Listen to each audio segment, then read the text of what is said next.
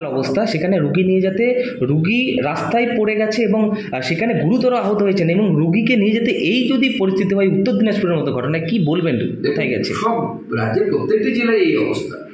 আমরা যেখানে সাংসদ আছি, আমাদের সাংসদ আছে, সেখানে আমাদেরকে শুনতে হচ্ছে, কিন্তু সাধারণ মানুষ তো জানে না যে সাংসদ যে পরিমাণ টাকা পায়, একজন সাংসদ 5 কোটি টাকা বছরে কাজ করার জন্য পায়, সে দিয়ে সে রাস্তা তৈরি করতে পারবে না। কারণ একটা 1 কিলোমিটার লম্বা রাস্তা তৈরি করতে, পিচের রাস্তা যদি হয়, 50 লাখেরও বেশি, প্রায় 1 কোটির কাছাকাছি টাকা লাগে।